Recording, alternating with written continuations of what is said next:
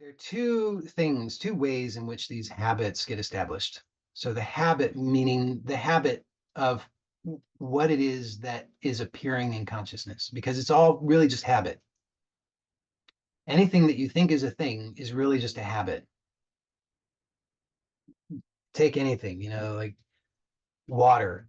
Okay, what is water? It's just a habit. We've just all said water, water, water, water, water, and it's a habit.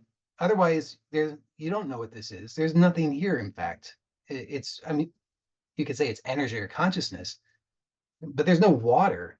Water is just a habit. Maybe that seems too far out, but it's true. So everything is a habit. What you don't like is a habit. What you do like is a habit. What you want is to establish more of the habit of what you do want and less of the habit of what you don't want. So right now, you've identified the habit of what you don't want. Hopefully you've identified at least one habit of what you don't want. And then you found out what is its complement, right? Its polar opposite. That's what you do want. So in the example that I've given, or I've given multiple examples. One example that I've given is you identify that what I don't want is lack because that's what's hurting me. Therefore, what I do want is abundance. So we've got this polarity, lack and abundance. And the habit is, the well-established habit is lack. So you look around, you perceive lack. Within you feel lack. You think lack. You taste lack. You smell lack. Everything is lack, lack, lack, lack, lack. That's a habit because all of this is consciousness. It's energy. Okay. It's not lack. Lack is the overlay through habit. Because it's hardened, it seems like it's actually a thing. It seems like lack is a thing, and you've got lots of evidence for that. The substance of that is all of your memories that give credence to that. They say, no, look, I'm in debt by $40,000, and I've got a bill that I don't know how I'm going to pay, and I lost money last week, and whatever. You've got all the so-called evidence of lack, but again, it's just habit.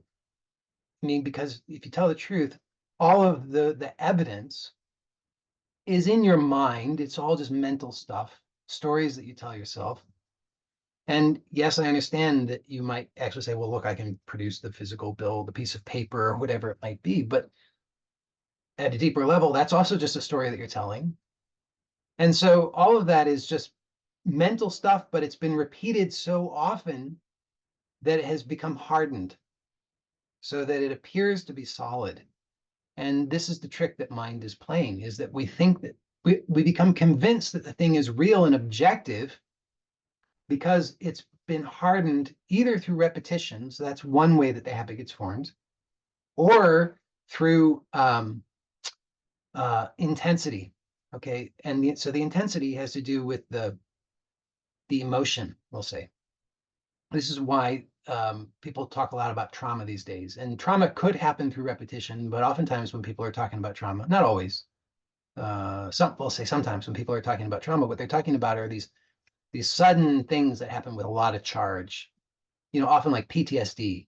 When people talk about PTSD, post-traumatic stress disorder, they're talking usually, oftentimes, about some event that happened, and so there was such a high level of charge to it, usually with a negative spin, that then that becomes a new habit, becomes a strong impression. So now it's repeated over and over and over as though that's the truth, as though that's the reality. So these are the two ways that habits are formed. One is through repetition. The other one is through the intensity of the emotional charge. With this knowledge, we have the ability to produce change. Okay. So repetition is obviously one way that we can use to our advantage. And it doesn't, at least today, I'm not going to go into a lot of depth on repetition because in some ways it's self-evident. If you just keep putting your attention on what you do want, eventually that will become the new habit. And that's just the truth. So if you persist long enough in putting your attention on what you do want, if you just every day you write down, in this example I'm saying, you struggle with lack, you want abundance. If you write down your statement, I am living abundance,